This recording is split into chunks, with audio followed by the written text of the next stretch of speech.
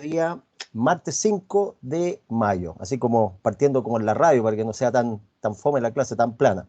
Esperando que se encuentren todos bien mis estimados colegas y partiendo como siempre, bueno, por lo menos el profe, ojalá los alumnos también con harto ánimo. Le doy las cordiales de la bienvenida a los coleguitas que nos acompañan hoy día. Hoy día está la señorita Camila Macaya, doña Camila Vidal, la señorita Catalina Paz Catalán, está don Claudio Álvarez, don Daniel Marchán está por ahí, don Enzo Vargas también, nos acompaña la señorita Fernanda Maya, está Francia también con nosotros, Francisca Javiera Donoso, don Franco Santis, don Gabriel Ramírez, don Héctor Muñoz, aparece también la señorita Yael Iturra, don Javier Vergara, Javiera Bravo, Jonathan Orozco, Karina Mellado también está por aquí, Melanie Aravena, Mary Rose Sepúlveda, don Miguel Ángel Ramírez, doña Nadia Opaso, está también don Nicolás Santibáñez, doña Nicole Fuentes y doña Oriana Valentina. Por ahí deberían llegar algunos otros coleguitas. Bienvenido entonces a todos los coleguitas que nos acompañan en esta clase, como les decía, de Finanzas 1 para este día martes. Actividades para hoy día. Bueno, el día martes se nos juntan, es súper obvio lo que voy a decir, dos clases, pero aparte de eso, se nos junta toda la parte teórica con la parte práctica. Entonces, haciendo una introducción antes de partir con lo que vamos a ver hoy día vamos a ver ratios financieros, vamos a trabajar con números.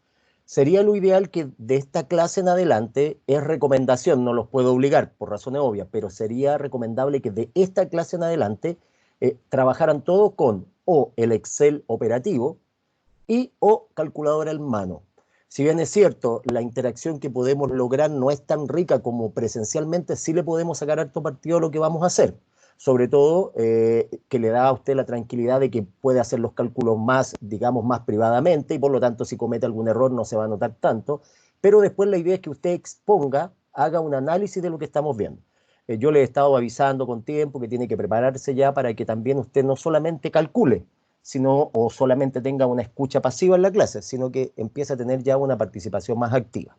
Hoy día vamos a tratar de hacer eso en la medida de lo posible, tienen que ayudarme. Entonces les voy a ir haciendo algunas consultas, no son interrogaciones, porque eso es muy infantil, sino que es para ir viendo cómo nos vamos parando en esta actividad teórica.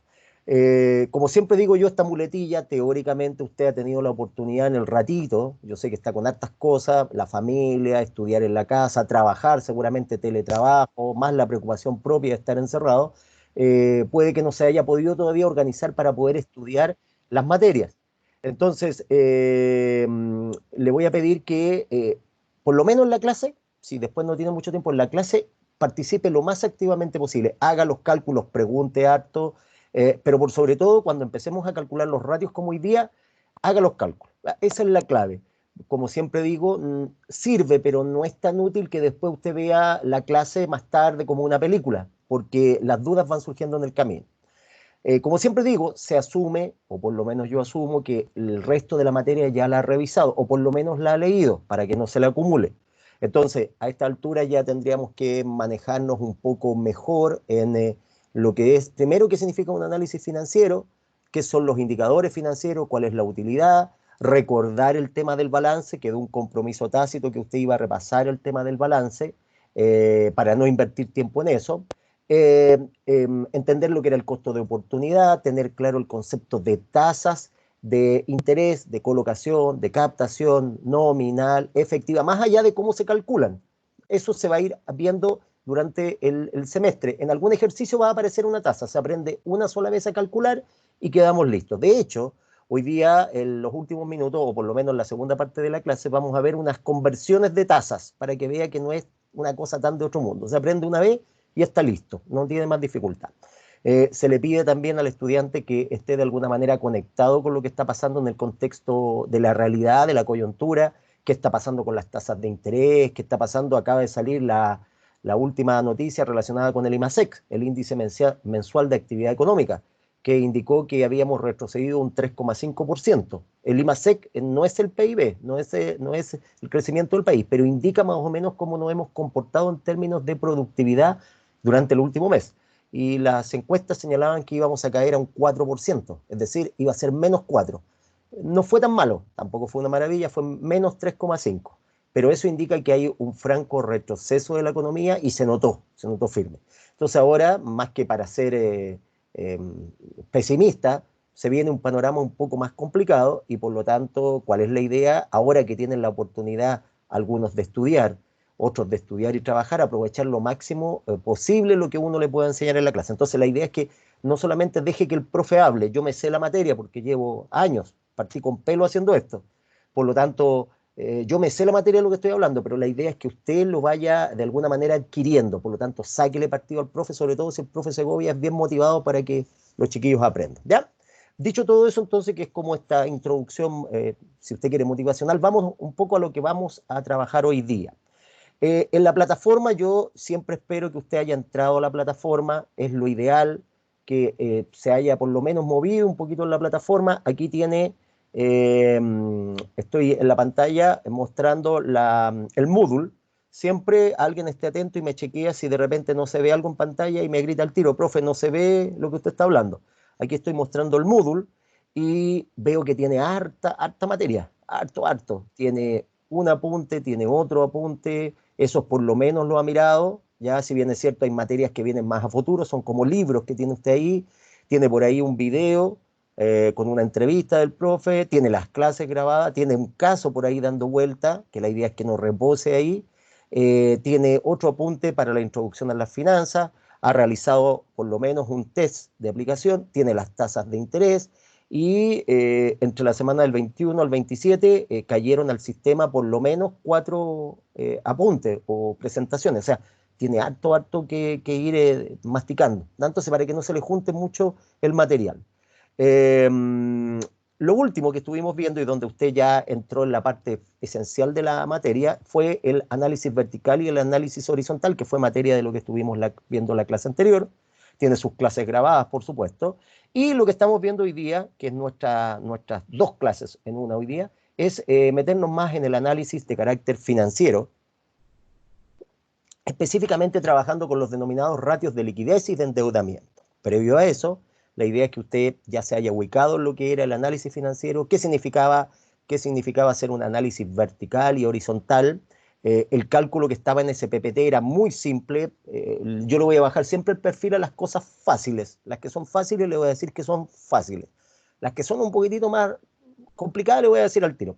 El análisis vertical y horizontal como cálculo es regalado, no tiene mucha complejidad. Donde es complicado, tanto ese como este de aquí abajo, que es el análisis financiero, ratios de liquidez y endeudamiento, para nada los cálculos.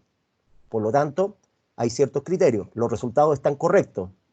O sea, si el ratio es 78, tiene que ser 78, porque no hay por dónde equivocarse, porque son números donde usted divide. Donde sí conversamos después, donde como siempre digo, se gana el sueldo, se gana la comisión, se gana los honorarios, es en la redacción de la respuesta y sobre todo cuando tenga que analizar el caso. ¿A qué me refiero a analizar el caso? Siempre les digo, es tomar una situación del mercado, algunas simuladas, otras reales, y usted va a tener que dar su diagnóstico de cómo está en este caso la compañía. Ahora ya podemos hacer un diagnóstico, ya tenemos más herramientas. Siempre hay alguien preocupado con este criterio en su mente. Pucha, es que el profe no nos ha dado muchos ejercicios. Lo que estamos haciendo, y sobre todo en Finanzas 1, Finanzas 2 y los ramos que ya son más de especialidad, o por lo menos más de cosas específicas, no es tanto como los ramos de matemática básica, donde usted ejercita 10, 20, hace 50 ejercicios hasta que se lo aprende de memoria. No sabe para qué miércoles lo está haciendo, pero se lo aprende de memoria. Entonces, el mapa neuronal que tiene usted genera una memoria y esa memoria repite. Por eso es que en matemáticas siempre se enseña haciendo ejercicio, haciendo ejercicio, haciendo ejercicio. Finanzas y los ramos de esta índole, aparte de los ejercicios, es entender los conceptos que hay detrás de los cálculos. Podemos hacer un solo balance durante todo el año o analizar un par de balances durante las 18 semanas y con eso tiene suficiente. La riqueza de la información que usted extraiga de su análisis es clave. Eso es por si acaso hay alguien que está preocupado y dice, pucha, es que el profesor no nos ha hecho mucho ejercicio. Aquí no es tanto ejercitar, sino entender. Hoy día lo vamos a comprobar eso. Antes de partir con lo que vamos a ver hoy día, siempre preguntándole los primeros 5 minutos con alta confianza, ¿alguien anda medio perdido o realmente quedó perdido con el análisis vertical u horizontal? Aparte que le falta, obviamente, repasar un poco más. Pero alguien quedó hiper perdido, ¿qué significaba? ¿Cuál era la utilidad? Porque acuérdense que tiene control usted. Cada cierto tiempo tiene control y por lo tanto se va preguntando esto. Eso es para mantenerlo activo con los conocimientos. ¿Algún coleguita, alguna señorita, algún caballero quedó con alguna duda respecto del análisis vertical y horizontal? Más que cómo se calculaba, cuál era la utilidad y, por ejemplo, para qué me podría servir en la toma de decisiones. Dejo abierto el micrófono un par de minutos para que alguien me conteste, si no, seguimos con lo otro. ¿Algún colega? Se aceptan incluso observaciones como profe, no entendí nada. A mí no me va a molestar. ¿Algún colega? No, parece que no habría duda. Perfecto. Quisiera entonces consultar, no es interrogación. Por favor, mi colega Claudio Ignacio Álvarez. Don Claudio Ignacio, ¿está por ahí don Claudio Ignacio? Don Sí, Claudio profe. Ignacio. Querido profesor, una consulta. Tengo una compañía, se prepara el resto, estoy anotando en mi libro chino acá los coleguitas que están participando, y quiero hacerle una consulta a don Claudio. Mi querido colega, tengo una empresa dedicada a la fabricación de insumos médicos. Fabrico mascarillas, barbijos, guantes y delantales. Me cayó de perilla, desgraciadamente, lo que está pasando ahora con el tema del COVID-19. Estoy un poco preocupado porque no capto mucho de contabilidad, menos de análisis financiero, y mi asesor financiero me acaba de señalar que es conveniente que haga un análisis vertical o análisis patrimonial estático, porque de esa manera yo podría verificar el comportamiento de mi negocio durante por lo menos los últimos 3 años. Entonces yo estoy preocupado porque no sé si está correcto lo que me dijo mi asesor. Entonces, contextualizando, ¿tiene razón el asesor con lo que le acaba de decir? Sí, no, ¿por qué? No, profe. ¿No? ¿Por qué sería no, colega? Porque vertical no es cuando se mide solamente un año, el No, horizontal es cuando ya se ve la empresa a largo tiempo. no sé, po, dígame usted es el que me está ayudando ahora. Yo soy un pobre y triste empresario y mi gerente de finanzas me dice que un análisis vertical me va a permitir ver cómo se ha comportado la empresa en el tiempo. ¿Qué opina usted? ¿Tendrá la razón el asesor financiero o está fumando de la mala? ¿Qué cree usted? Está fumando de la mano. Está fumando de la mala, ¿cierto? Está fumando muy, muy de la mala, esa que pésima, ¿ya? Borren eso de la grabación, eso no lo dijo el profe. Efectivamente, no tiene patas ni cabeza lo que está diciendo el asesor financiero. El análisis vertical en realidad no nos sirve para eso. Eh, Colega Camila Vidal, ¿está por ahí Camila Vidal? Mi colega Camila Vidal está. Sí, profe, aquí estoy. Señorita Camila, muy buenas tardes. Buenas tardes, Ya me profe. dejó claro, don Claudio, de que mi asesor financiero me está mintiendo, está fumando de la mala, me está cobrando honorarios por algo que no sirve. Y él me acaba de decir que el análisis vertical me servía para verificar el comportamiento de mi empresa en el tiempo. Y don Claudio me dice que no, que está equivocado. ¿Por qué está equivocado el asesor financiero y por qué don Claudio tiene razón? ¿Me podría ahondar un poco más la respuesta, colega? Porque el análisis vertical es el que ve un periodo específico, Ya. ¿Y ve qué cosa ve de un periodo específico? el Un poco más flujo de fuerte la... la, ¿El qué, el perdón? flujo de, el flujo Ya. de la Atento a todos empresa. acá. Perfecto. Atento a todos para acá los que me están escuchando. Ahí los que tienen el micrófono prendido y están viendo la teleserie. Atento acá. Ojo, lo que diga va a ser usado en su contra. ¿Ya? Entonces, Ujú. tienen que pensar bien las palabras. Entonces, la colega me dice, suena muy bien lo que me dice, el flujo. Yo casi le creo. Ya yo le habría pagado sus honorarios, colega. Casi me convence. Pero flujo me suena a movimiento de dinero. Y en realidad no ve el flujo. Está relacionado, pero no es eso. Entonces, andamos cerca, pero todavía andamos como, tenemos que llegar a la Alameda y vamos como a 3 cuadras a la Alameda. Mi Profe, pero es querido que colega, sí, dame un diagnostica en segundo. la situación financiera de La situación de la, financiera. ¿A qué se refiere con la situación financiera de la empresa, colega? los pasivos que Ya, tiene. solamente analizamos la No, situación financiera. Ya, o sea, dele. no solamente los pasivos, sino que también en relación a los activos. La Ya, cantidad de liquidez que puede tener. ya. ¿Y por qué se llama entonces? Muy bien, avancemos un poco más. Excelente, Camila. Ahí le dimos un golpe más a la cátedra. Mi querido colega, Karina Mellado. ¿Está por ahí Karina Mellado? Karina Mellado. Sí, profe. Karina, ¿cómo está? Muy buenas tardes. La colega recién me acaba de alumbrar un poco más, perfecto, ya hemos mejorado la respuesta, habla de que el análisis vertical me permite de alguna manera ver, le complemento sus palabras, según lo que acaba de decir mi colega, le permitiría ver la situación financiera y económica de la compañía en un periodo dado. Eso es lo que entendí yo, me parece plausible, me parece bien. ¿Me puede usted alumbrar un poco más, Karina Inés, diciéndome a qué se refiere con ver la situación financiera y económica de la empresa? Podría ser basándose en los estados de resultado. Los estados de resultados, sí, siga a ver, recuerde que todo Estado lo de que digan va a ser resultado usado en del su contra. a ver, espere. El vertical, ¿Mm?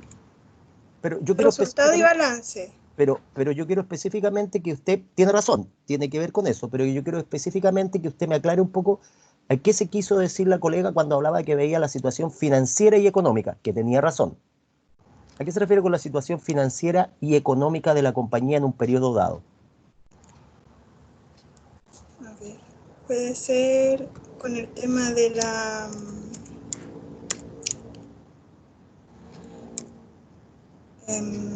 inversión de la empresa. Podría ser, está todavía un poco débil. Vamos para allá, hay que mejorar un poco todavía con el desarrollo de la respuesta. Don Nicolás Santibáñez, ¿está por ahí, don Nicolás Santibáñez? Sí, profe, acá estoy. Estimado don Nicolás, por favor, me ayuda con la respuesta que estaba bien en su inicio, que me había dado la colega anterior respecto de que a qué se refería con hacer un análisis financiero y económico, que de partida está bien, pero ¿qué se refiere con eso en términos simples y concretos?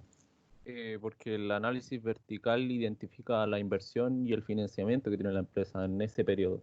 Entonces, se ve en las cuentas el porcentaje que equivale en la suma total y se ve cuál es más importante y cuál tiene su importancia. Fíjese que don Nicolás, para el resto de los colegas que me están escuchando, según mi curso hay 32 personas conectadas, entonces hay miles de millones de neuronas aquí haciendo sinapsis, tiene mucha razón lo que dice el colega. No obstante, si yo tuviese que evaluar en una rúbrica la capacidad que tiene el colega para dar a conocer la información, si yo tuviese que evaluar de 1 a 7, donde 7 es excelente y 1 es pésimo, el colega está en un 5,5. Está la idea, pero falta argumentar. Y por ahí sacó a colación elementos interesantes, pero que de alguna manera desviaron el foco de atención. Está bien, hablaba del tema de las inversiones, me pareció súper interesante, pero todavía falta complementar un poco más, que alguien o algunas personas o algunos de los colegas acá vayan directo a lo que hay que explicar. Mi pregunta es súper directa. Señorita Mary Rose Sepúlveda, ¿está por ahí Mary Rose? Mary Rose, ¿estará por ahí? Colega Mary Rose, ¿está por ahí? Mary Rose parece que no está. Ya. Mary Rose. Ya. Mi colega Melanie Aravena, ¿está por ahí, Melanie? Colega Melanie.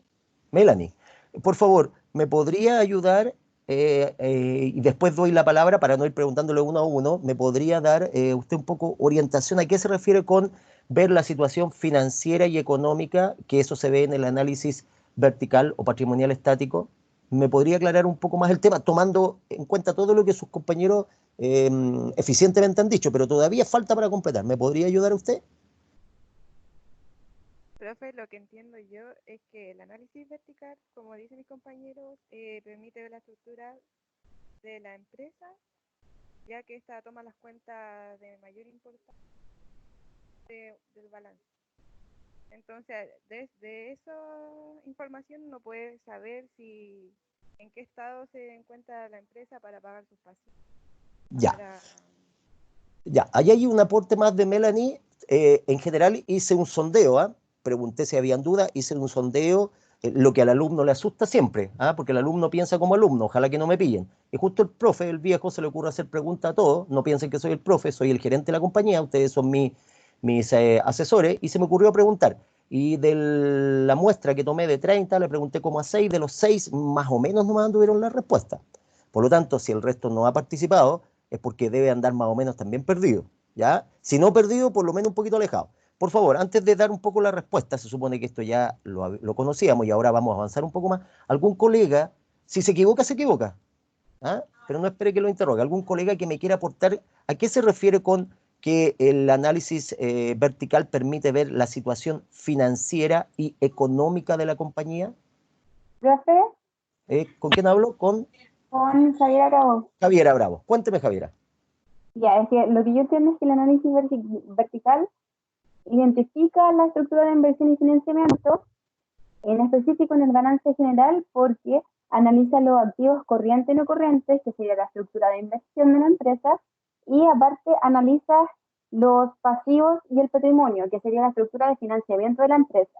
Y esto es en un periodo determinado, por ejemplo, 2019, 2018. Y en cambio, el análisis horizontal ve también la inversión y el financiamiento, pero lo ve a través de diferentes periodos y del porcentaje de variación también entre uno y otro. Excelente. Eso Excelente. Muy bien, Javiera. Ahí hay un, si se fijan, lo que hizo Javiera, y siempre digo lo mismo, no es que Javiera sepa más que el resto sepa menos que Javiera. Javiera fue capaz de tomar la información, sintetizarla y darle una respuesta que no es la que le gusta al profe. Olvídense que está el profe aquí en la pizarra o está en la cámara. Está el gerente de empresa y por lo tanto el gerente les paga a ustedes, les paga en términos virtuales. Y por lo tanto, ¿cuándo les pago? Cuando me convencen con las respuestas. Lo que acaba de hacer Javiera es una explicación simple, la podríamos incluso mejorar para hacerla perfecta la explicación, pero eso es, lo que hace el análisis vertical es, para una fecha dada, prácticamente uno se puede basar en lo que aprendió en contabilidad, ver las inversiones que tiene la compañía en el corto, mediano y largo plazo. Ahí quizás le falta un poquitito más para complementar las inversiones de muy largo plazo, como podrían ser, por ejemplo, las compras de patentes, las franquicias, los royalties, la marca comercial, si quiere usted, dicho en términos muy brutos, muy simples. Las inversiones de largo plazo, los activos fijos corrientes, y las de corto plazo, por ejemplo, la compra que usted hace de las mercaderías o inventarios. Y todo eso de alguna manera va a generar ganancias para la compañía. Son activos, y los activos en términos simples te permite actuar, hay acción. Activos, acción. Y al otro lado están los pasivos. Los pasivos son como la mochila, ¿cierto? Y por lo tanto, ¿qué son los pasivos en el fondo? Las fuentes de financiamiento. Entonces, lo que usted tiene, mirando el balance de frente al lado derecho, es la estructura de financiamiento que ha permitido a la empresa obtener los activos que tiene en el lado izquierdo del balance, ¿cierto? Entonces, en términos muy generales, lo que permite un análisis de carácter patrimonial estático o vertical es ver qué cuentas son, comillas, las más trascendentes y el impacto que tienen en las inversiones, activos, y en los pasivos o financiamientos. Lo que buscamos con estos cálculos, más que hacer cálculos por hacer, es tratar de determinar qué cuentas son críticas y por lo tanto darnos una idea de cómo se encuentra la compañía en ese minuto dado. Acuérdense que para hacer el análisis necesito saber en qué industria estoy. No me sirve a mí hacer el análisis mirándome el ombligo, es decir, analizándome solo. Por lo tanto, como eso implica también saber cómo se ha comportado la empresa en el tiempo, como dice muy bien la colega Javiera, lo que tengo que hacer es un análisis de carácter horizontal. O, si usted quiere, un análisis dinámico, que me permite ver de alguna manera la evolución de la compañía en el tiempo. ¿Qué evolución? En las cuentas que me interesan a mí, ¿cierto? Y específicamente cómo ha evolucionado en términos de inversiones y cómo ha evolucionado en términos de pasivos y de financiamiento. ¿Ya? Ahí tiene, en términos sucintamente simples, lo que sería un análisis vertical o horizontal. Hay que repasar un poquitito más. Yo no dudo que para los cálculos deben estar, pero espectacular, así, dedo para arriba, pero la respuesta es que lo que al final se le paga a usted, porque acuérdese que en la vida real, la parte financiera, el análisis, lo va a hacer un especialista, un software. Pero usted el que va a firmar, o usted va a ser el responsable de lo que alguien que se supone que sabe le explique. Bien. ¿Ve cómo analizamos la primera parte? Entonces ahora vamos a trabajar. ¿Profe? Sí, dígame, colega. ¿Le Karina, puedo hacer una consulta que no me quedó muy claro? cuéntame. En el análisis vertical, cuando usted hizo la consulta de qué era el financiamiento del análisis vertical, no entendí a lo que se refirió.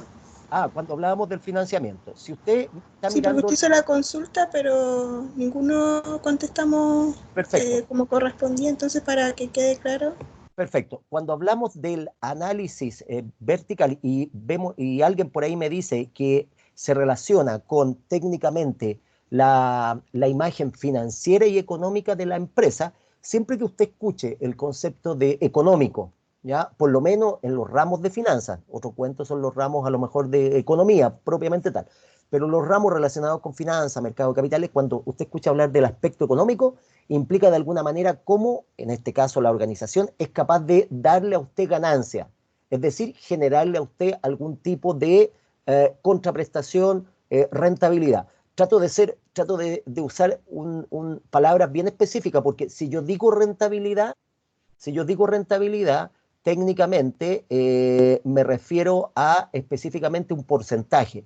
Si yo digo utilidad, usted en su mente al tiro piensa en el estado de resultado. Entonces, cuando yo digo en términos económicos, analizo a la compañía en términos de la capacidad que tiene para hacerme ganar a mí algo. Es decir, invertir algo y eso que después yo lo recupere y gane algo, un extra, un delta.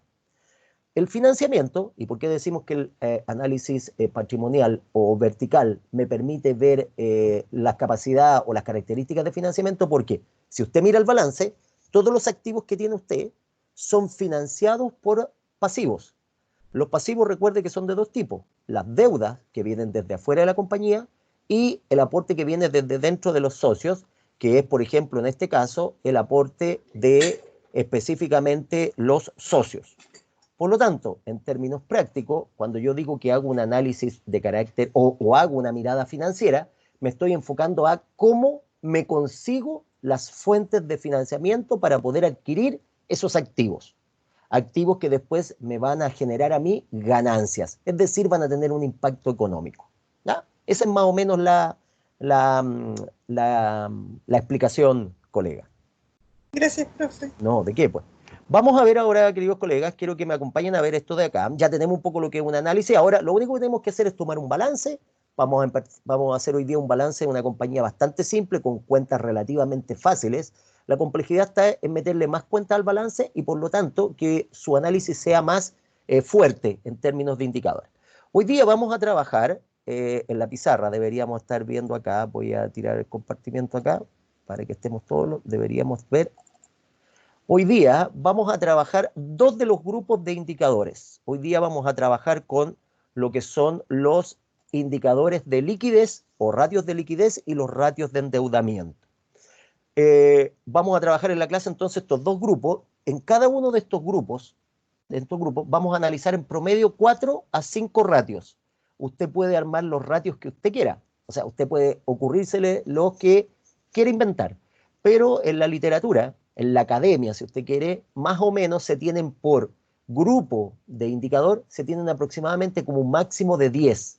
Y de esos 10 como máximo siempre se terminan ocupando 5, 4, 5, 6. Es como la media de ratios que se ocupan. Yo seleccioné aquellos ratios que tienen mayor, que son más comunes, que aparecen en todas partes. Por lo tanto, si usted entra a internet, siempre uno puede partir googleando en YouTube y en Google aparece un montón de cosas interesantes, como también aparece basura. Pero si usted mira, la gran mayoría de los ratios que yo coloqué acá son los que en general aparecen y pues son los que generalmente entregan mejor información. ¿Ya? Por lo tanto, los objetivos para nuestra sesión de hoy día van a ser conocer la estructura de los ratios de liquidez, la estructura, es decir, cuál es su conformación, su fórmula, si quiere usted. Yo prefiero decirle estructura porque son muy pobres para darle el apellido de fórmula. Y vamos a ver lo mismo, pero de los ratios de endeudamiento. Lo importante aquí, huelga decir, que no son los cálculos como tal, sino que ni siquiera los ratios por sí solos son importantes. Esa es una típica pregunta de los verdaderos y falsos. Los ratios de liquidez, de endeudamiento por sí solos no sirven. Es como que yo le dijera a usted lunes, 20 grados bajo cero, 3 de la tarde, prueba. Si yo le doy esos 4 datos, lunes, 20 grados bajo cero, 3 de la tarde y prueba, si yo le doy esos datos sueltos, no tienen mayor sentido. Pero si le digo lunes, 3 de la tarde, 20 grados bajo cero, prueba, universidad, exámenes, automáticamente en su mente se arma que es un día negro, po. Hace frío, hay prueba y son las 3 de la tarde.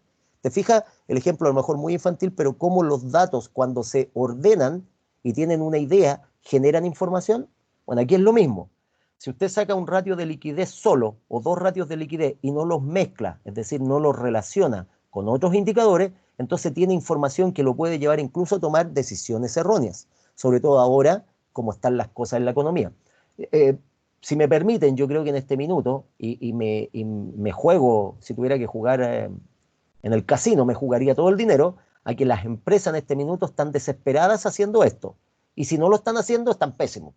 Porque lo que están tratando de ver ahora es tratar de estimar qué es lo que va a pasar a futuro, sobre todo aquellas grandes empresas que están invirtiendo. ¿Por qué me interesa esto? Les recuerdo que en un par de clases por ahí vamos a tener a alguien invitado del mundo de los seguros, de la AFP, para que nos desmistifique un poco y nos explique cómo se hacen las inversiones. De que todo el mundo habla de la AFP, todos saben de AFP, ¿cierto? Y saben que hay cualquier payaso hablando en la tele, cualquier tontera, de todo, hay de todo, ¿ya? Entonces, ¿qué mejor que traer a alguien que trabaje en el mundo de la AFP y a alguien que no trabaje en el mundo de la AFP para que nos haga, más que una explicación, nos oriente? Por si acaso, si es que hay alguien que esté trabajando en las AFP acá, sería bienvenido a que nos ayudara o nos orientara un poco. Por ejemplo, hace un par de semanas atrás, los fondos A, B habían caído a su nivel más mínimo en términos de rentabilidad. O sea, perdiendo plata como loco. Y en Chile, usted sabe que cuando una noticia llama la atención, todos saben, pues entonces había medio Chile opinando de algo que no sabe. Y salió alguien por ahí y dijo, no, no hay que cambiarse de fondo o hay que cambiarse de fondo porque se van a recuperar estos fondos. Entonces toda la gente decía, no, están cayendo. Y resulta que ahora ve la rentabilidad y los fondos A y B se han pegado una subida que ya recuperaron por lo menos gran parte de las pérdidas. Ojo, el profe Segovia no está defendiendo la AFP, para nada, ¿ya? En este minuto lo que estoy explicando es que en el mundo de la finanza hay que entender conceptos más que fórmulas. Entonces, aquí el concepto importante es cómo nos puede ayudar a esto para entender, por ejemplo, cómo al analizar la liquidez y el endeudamiento podemos incluso aceptar o rechazar un proyecto millonario. Lo vamos a ver, ¿ya? Partamos con algunas cosas y usted ya tiene el concepto de análisis financiero en su mente. Entonces, nunca está de más recordar algunas cositas. No vamos a leer la PPT que está ahí en la plataforma. Lo importante es que hay cosas elementales que hay que entender al momento de trabajar en el mundo de las finanzas. Aparte de saber finanzas, estadística, contabilidad, lo que hay que buscar siempre en este mundo es la información que esté implícita y explícita. Hay información que es directa, por ejemplo, a lo mejor a usted no le interesa mucho, pero como yo me llevo todo el día revisando y viendo cosas, hay una información riquísima en términos de emprendimiento que está dando vuelta ahora. Se están abriendo nichos de mercado nunca antes vistos. El mismo hecho de que nosotros ahora estemos haciendo esta clase online, virtual, que acuérdate, aparecieron un montón de payasos también hablando que esto no servía y resulta que era lo mismo que se hablaba con la revolución industrial, cuando dijeron que las máquinas iban a reemplazar a los hombres, y esta cuestión es una cuestión que ya llegó. ¿Por qué doy este como discurso político, vocacional, motivacional? ¿Por qué? Porque uno tiene que siempre, que trabaja en los negocios, ver la información que está explícitamente, que es la que uno busca siempre, y no es necesariamente la que primero encuentra, y la implícita. La información implícita es la que uno puede encontrar si destapa un poco más de más cosas. Lo que permite el análisis financiero es justamente encontrar información que no se ve a primera vista, pero que finalmente es la que entrega mayor, comillas, poder al que la maneja. Si yo hago un adecuado análisis financiero, que no es una auditoría de los estados financieros para mis ilustres colegas que están acá, si yo hago un adecuado análisis financiero, puedo encontrar incluso una brecha en la compañía y poder adelantarme a una inminente caída. Hay un caso, búsquenlo en internet, hay un caso muy llamativo de, a lo mejor ustedes no se acuerdan de esto, eran muy chicos, pero cuando aparecieron las empresas.com, cuando fue el crecimiento de todas las compañías.com, todos creaban sus compañías que eran de estas compañías de internet. Quizá las más llamativas en ese tiempo, no hablo de Facebook, eso es reciente, estoy hablando, por ejemplo, de la época de Apple, de la época de Microsoft, de esa época estoy hablando de tiempos que a lo mejor ustedes ni siquiera, o a lo mejor estaban en el colegio.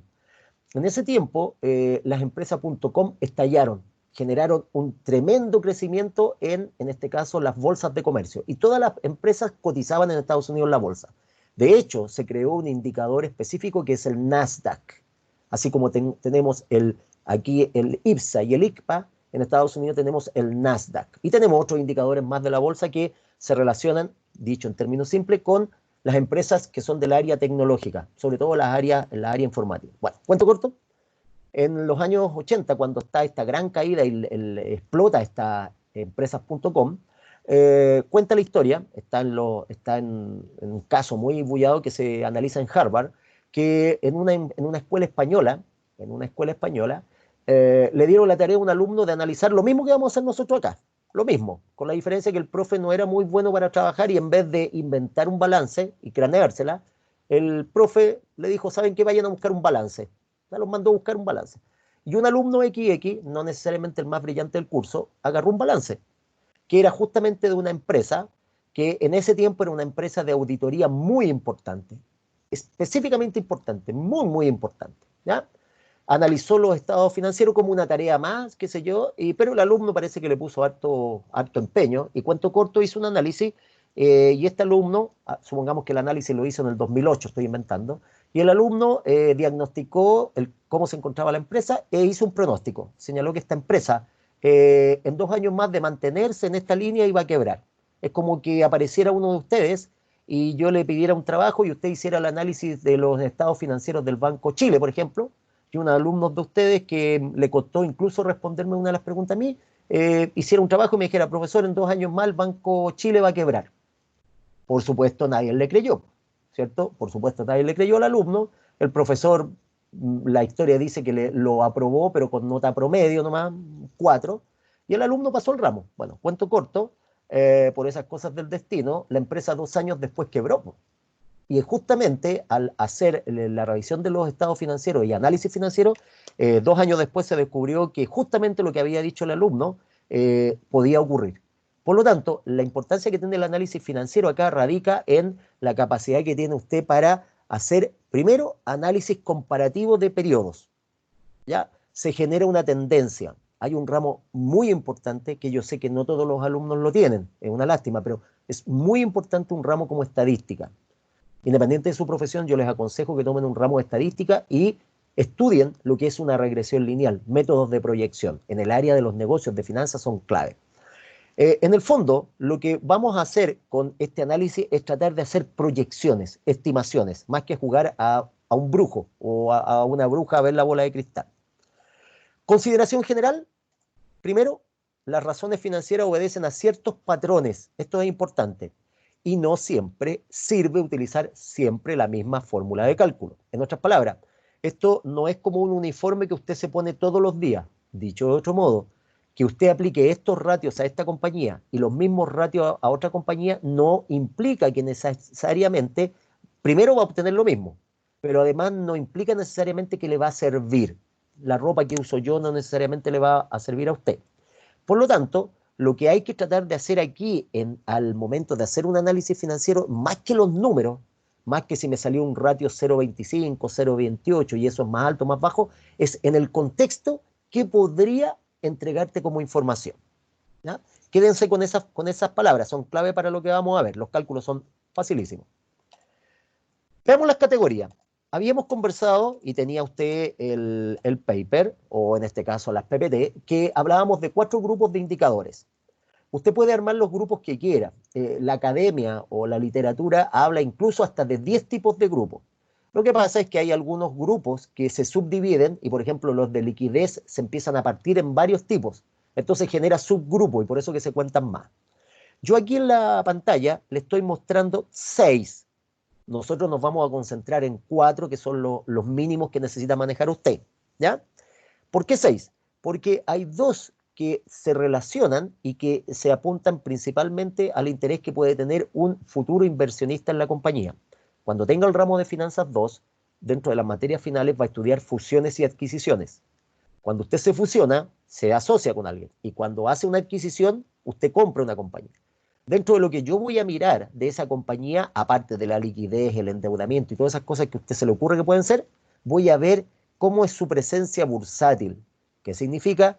Pensando en una sociedad anónima abierta, por cierto, cómo es mirada en el mercado financiero, en términos bursátiles. ¿Se transa su acción? ¿Cuál es el dividendo que paga la acción? ¿Cómo se ha comportado la compañía a los vaivenes del mercado? Capten lo que pasó con las empresas petroleras después de que el barril de petróleo se hundió y prácticamente había que pagar para vender el petróleo, a ese nivel. Entonces, los vaivenes de las compañías petroleras han sido, pero tremendos. lo conversamos la otra vez, las empresas chinas se hicieron la América, mira qué cómico, qué paradójico, se hicieron la América las empresas chinas porque compraron a precio de huevo las acciones de compañías americanas, norteamericanas, que estaban en China. Entonces, los índices bursátiles son clave. Y los índices de cobertura, que hay una materia que usted va a ver seguramente en Finanzas 2, que tiene que ver con índices de cobertura de riesgo. Los swap, los forward, los futuros, los opciones. ¿Ya? Por eso que estas últimas dos como que uno las deja al final, nosotros igual las vamos a conocer. Índices de liquidez, endeudamiento, rentabilidad y rotación o actividad. Los nombres pueden variar de escritor a escritor y de profe a profe, pero en general son estos. Partamos primero. Algunos son súper lógicos. Si usted se acuerda lo que es la liquidez de un balance o cuando se ve la liquidez de un balance, lo que vamos a hacer aquí es súper lógico. A grandes rasgos, para no mirar la definición que está en pantalla. ¿Qué son los ratios de liquidez? Son aquellos que de alguna manera le permiten a usted ver la disponibilidad, obviamente, de lo más líquido que tiene la compañía, que es el dinero, pero también la capacidad que tiene la compañía, no solo de tener dinero, no sirve tener dinero en el bolsillo en el corto plazo, sino que la capacidad que tiene para hacer frente a los compromisos de corto plazo. ¿Por qué digo esto? Que parece como obvio. Porque yo puedo tener un circulante muy grande, es decir, puedo tener cuentas de activos circulantes y ya su mente está pensando en términos contables. Como usted se comprometió a que iba a ver el balance, entonces usted me dice, caja banco, cuentas por cobrar, todo lo que esté relacionado con los clientes, también con aquellos que no son clientes fijos míos y que por lo tanto yo no les vendo en general siempre, y por lo tanto como no tengo la confianza, dicho en términos financieros, con mi cliente, les hago firmar un pagaré, una letra, les pido cheque en garantía. Entonces tengo una cuenta por cobrar. También tengo documentos por cobrar. ¿Se fija? Cuentas por cobrar, documentos por cobrar. Se parece, pero no son lo mismo. Para los colegas ahí de auditoría hay una sutil diferencia. Para los que son de finanzas, para un tipo como yo de finanzas, a mí me interesa tener un documento de respaldo, cosa de que si el cliente no quiere o no me puede pagar el que me debe, yo por lo menos lo apriete de alguna manera. Entonces, recuerden que cuando yo tengo un cliente al que le vendí un producto y no me puede pagar, no porque sea sinvergüenza, porque no puede, lo que está pasando ahora, yo tengo la factura y si no me paga en cierta fecha, bueno, yo puedo, si usted quiere, comillas, protestar la factura, usé un término que es legal, pero puedo demandar que me pague, en el peor de los casos lo puedo mandar a DICOM, o puedo tratar de quebrarle las piernas para que me pague, pero aparte de eso, no puedo hacer mucho más. Pero si a la persona que le vendí, como yo más que sospechar no estaba seguro que me iba a pagar, le hago firmar de respaldo un pagaré, le hago firmar una letra de cambio, o le pido que me deje un cheque en garantía, tengo mayores herramientas para poder cobrar. No sé si me van siguiendo la idea, sin entrar en el juego tan de la contabilidad. Y por lo tanto, tengo otro problema. Puedo tener altos niveles de inventario en la bodega, mucha plata en la bodega, pero no tengo ni un peso para comprar papel confort para los baños de los colaboradores, ni mero para comprar café y azúcar. ¿Te fijas? Entonces, la idea de los indicadores de liquidez es que nos permitan de alguna manera ver cuál es la capacidad que tengo para generar circulante rápidamente y cuál es la capacidad que tengo con ese circulante de hacer frente a las deudas de corto plazo. Los indicadores son entre 4 a 6, va a depender de categoría, ¿ya? Así que aquí yo elegí los más representativos. Está el denominado índice de liquidez corriente, o llamada también razón corriente, para que la anote, para las preguntas de verdadero y falso. Liquidez corriente o razón corriente. Está el denominado, o la denominada razón ácida, los nombres no los puse yo, son como se conocen en la literatura. Está una más fina, que es la razón superácida. En la medida que yo voy avanzando para allá, aunque usted no lo crea, los indicadores se ponen más restrictivos, quiere decir que se ponen más finos. ¿Qué significa más finos? Buscan medir de mejor manera la liquidez de la empresa. El siguiente es el denominado capital de trabajo. Entonces, liquidez corriente, razón ácida, razón superácida y capital de trabajo. Hay otros más y hay algunos que yo podría crear, pero con esos 4 tenemos para partir. Antes de dar la definición, un poco qué significa cada uno. Todos estos y todos los que están dentro del grupo denominado índices de liquidez, ya saben lo que andan buscando, la capacidad que tiene la compañía. Y cuando dice la compañía es alguien, y ese alguien es el administrador financiero, para poder rápidamente obtener recursos frescos. Se habla mucho de capital de trabajo, para que vaya contextualizando.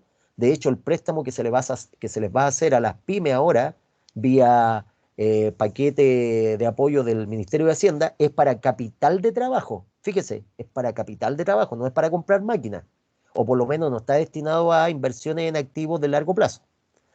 Liquidez corriente, razón ácida, superácida y capital de trabajo. Empecemos entonces. La liquidez corriente o razón corriente. Primero, es un ratio, una relación, que va a proporcionar y me va a indicar cuál es la proporción de las deudas de corto plazo, al tiro en su mente, al tiro de inmediato, pasivo de corto plazo, las que están más arriba en el pasivo corriente. ¿Qué proporción de esas deudas de corto plazo pueden ser cubiertas por parte del activo circulante y que rápidamente esa parte del activo circulante se convierte en dinero? En simple, ¿cuánto tengo yo de corriente activo para hacer frente a las deudas de corto plazo? En otras palabras, si me vienen a cobrar mañana mismo y me tocan la puerta de la empresa, ¿cuánto tengo yo disponible para cancelar? En su mente tienen que ir viendo el balance. Y la fórmula, que nos da para fórmula, es esta. Va a ser igual a el activo corriente partido por el pasivo corriente.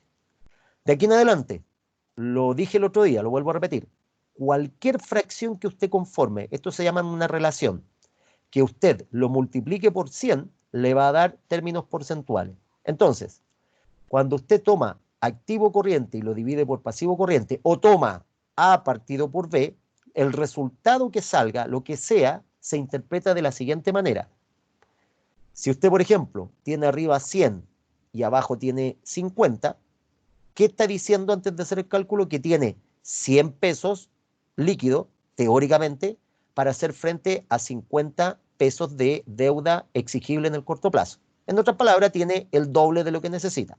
¿Ya? Eso es lo que usted haría pensando. ¿Cómo lo hago con ratio?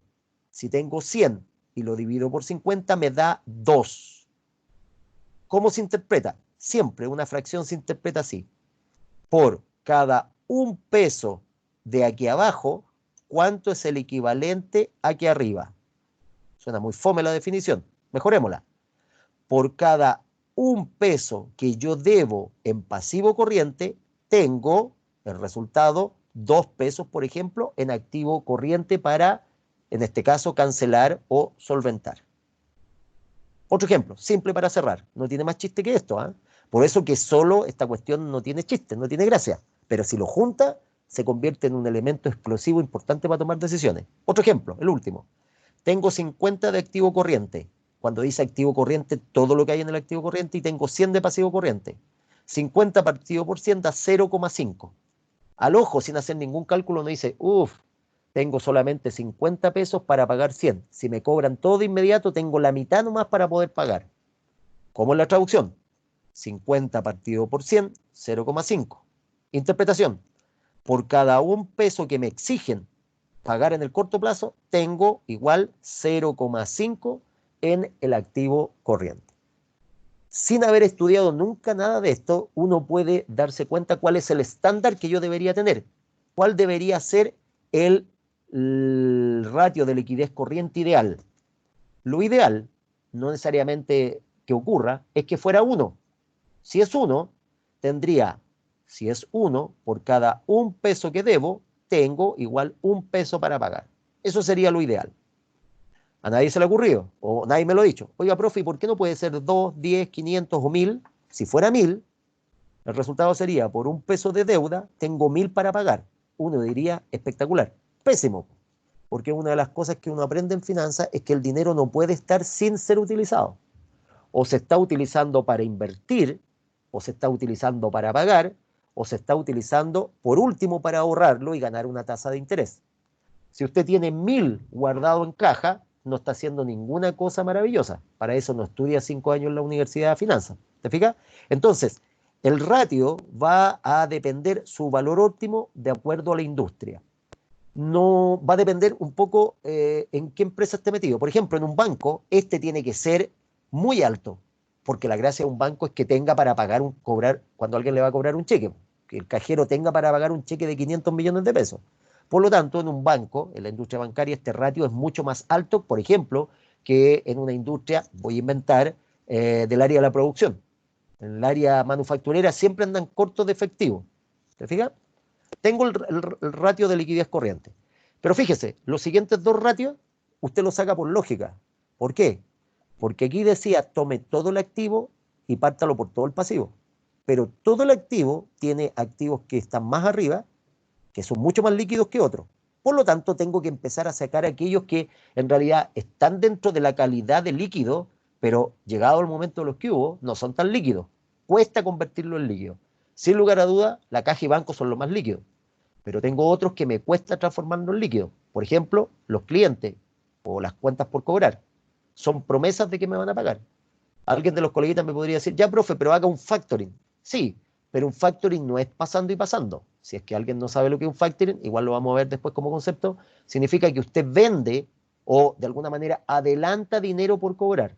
Entonces, bruto, muy simple, a usted tienen facturas 500 millones de pesos por cobrar en los próximos 90 días. Y como está necesitado de liquidez, va a pedirle al banco y el banco no le presta. No tiene ahorro, entonces, ¿qué hace usted? Toma esas 500 millones de pesos en factura y va a una empresa, dicho muy en simple, que se llama factoring, y le pide, comilla, que ella se haga cargo en el fondo de esa cobranza y que le dante el dinero. Pero no le van a pasar uno por uno. De hecho, le van a pasar mucho menos y usted va a tener que dejar un respaldo. Ejemplo, inventado. Por esos 500 millones en factura, a ustedes le van a pasar, ejemplo, 100.000 nomás. 100 millones o 200. Y el resto, una parte va a quedar en garantía hasta que usted devuelva el dinero y lo otro, técnicamente, va a ser de ganancia para la empresa de factoring. Además, la empresa de factoring no es un kiosco de diario donde va usted cuando esté necesitado. Tiene que firmar un contrato y por lo tanto hay una relación más de tiempo. ¿Ya?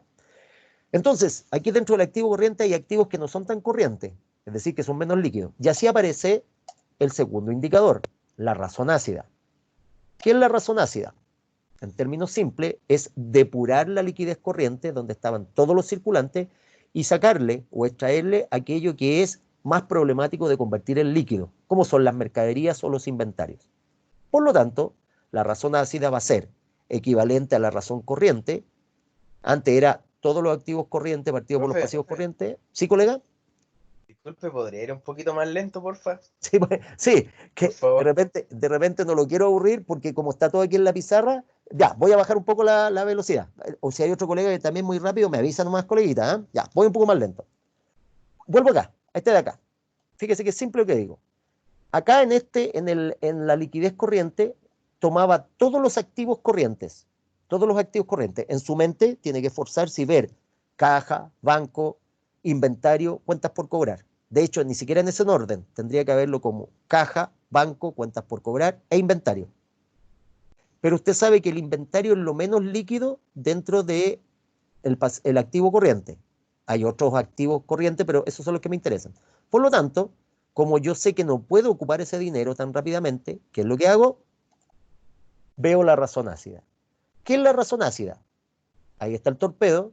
En el fondo es depurar, hacer más fina la liquidez corriente o razón corriente. En el fondo, ¿qué digo? Oiga, en realidad no tengo todo el activo corriente disponible en líquido, en dinero efectivo, para pagar todo el pasivo de corto plazo, para pagarle a los proveedores y todo eso.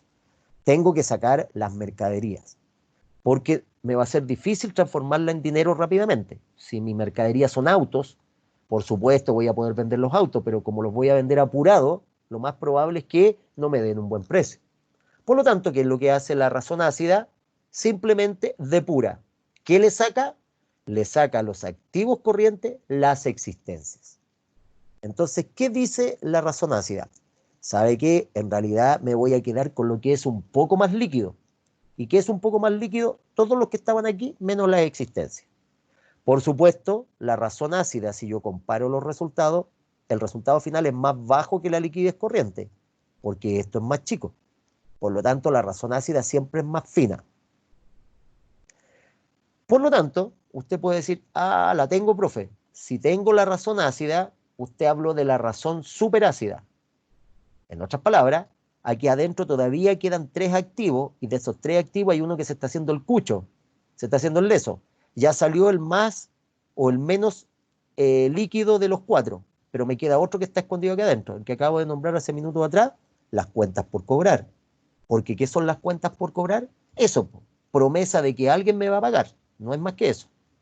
Por lo tanto, si tengo la razón ácida, y era sacarle el activo corriente a la existencia, saquemos ahora las cuentas por cobrar, y ¿qué nos debería quedar? La caja y banco nomás. Entonces, me aparece la tercera, que es la razón súper ácida.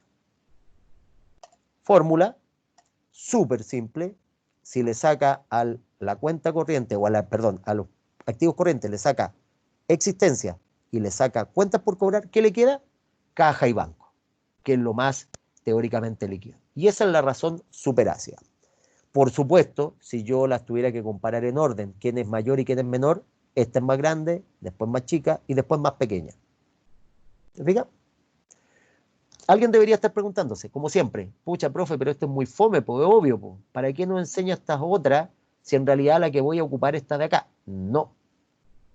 Necesito saber esta de acá porque acuérdense que esto es dinámico. Entra y sale dinero. Entonces, si me quedo solo en esta última, en el puro líquido, recuerde que hay empresas que funcionan con crédito, con mucho crédito. Por ejemplo, la que analizábamos el otro día en el análisis vertical y horizontal, las empresas automotrices que dan crédito para vender autos. Entonces, es importante también hacer el análisis con la de acá. Fíjese que todos los cálculos que hicimos fueron dividiendo y el resultado, no sé si alguien se dio cuenta, da en decimal. Aquí está en peso, se van los pesos y queda en veces o decimales. Si lo multiplica por 100, le queda igual a porcentaje. Pero hay un indicador que se mide en dinero y en el fondo es un indicador que tiene que ver con lo que realmente usted dispone en dinero, estos son todos porcentuales, para llegar a final de mes. Y ese es el denominado capital de trabajo. Cuando uno hace un negocio dice, oye, juntemos un capital para hacer un negocio. Entonces en su mente se vende la idea de capital, una bolsita de dinero. Bueno, el capital de trabajo más o menos es algo parecido. ¿Qué va a ser el capital de trabajo en términos simples? Va a hacer lo que le queda a usted disponible luego de, comillas, sacar, extraer a todo el activo corriente el pasivo corriente. En otras palabras, la fórmula va a ser a todo el activo corriente le va a restar el pasivo y el resultado que le quede, que lo ideal es que sea positivo, es el denominado capital de trabajo. Hay un concepto que vamos a ver más adelante de capital trabajo bruto y capital de trabajo neto. De ahí nos vamos a meter con esa parte. Lo ideal, lo estándar, lo que uno debería buscar es que este activo corriente menos el pasivo fuera positivo. Es decir, que me quede un capital de trabajo. ¿Cuánto? ¿Qué tamaño? Va a depender de la empresa. Va a depender de qué empresa se trabaje. ¿Puede ser negativo? Claro que puede ser negativo. Puedo tener capital de trabajo negativo, dinero negativo. El dinero negativo no existe. Se interpreta como debo, como que le debo a alguien. Estoy en contra. Por lo tanto, si es negativo, es el principio del fin para las compañías. Lo que le está pasando ahora, y por eso les van a dar crédito, van a utilizar el capital de trabajo, van a utilizar estos préstamos para que las empresas, las pymes, puedan obtener capital de trabajo. Fíjese que hemos visto 1, 2, 3, 4 indicadores. Súper simple y obvios. Antes de irnos al descansito, aprovechemos bien el tiempo, nos quedan unos 4 minutos para el descanso. Veamos esto en la práctica, con un ejemplo bien simple que vamos a ir analizando, que es este que está, si no me equivoco, acá. Perfecto. Este es el caso que va a ser nuestro caso de batalla. Este es el caso mártir. A este lo vamos a torturar. A este le vamos a preguntar hartas cosas. Basta con que añada 4 cuentas más de activo, 4 de pasivo, y al estado de resultado le meta un par de cuentas más o desglose esta y tengo un ejercicio distinto. Y le cambio el contexto del ejercicio que está aquí arriba y es otro. ¿Ya? Entonces con uno podemos hacer maravilla acá. Veamos este ejercicio acá. Suponga que los siguientes estados financieros corresponden a una compañía que se dedica a la fabricación y comercialización de insumos médicos. Hay mascarillas, delantales, guantes y similares. Las cifras corresponden al 31 de diciembre del 2019 y están expresadas en miles de pesos.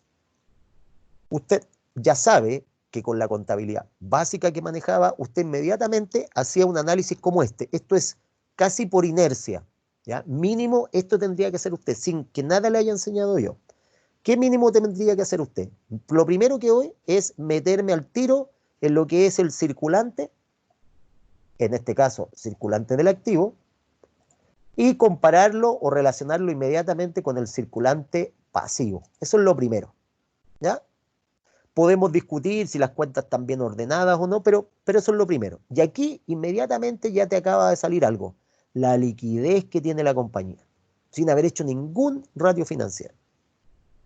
Después, al momento de analizar un balance en términos de administrador financiero, me voy a eventualmente cómo se encuentra la compañía en términos de deuda de largo plazo y por lo tanto cómo se encontraría la compañía para enfrentar un nuevo endeudamiento y qué ha hecho esa compañía con el dinero que ha conseguido en préstamo.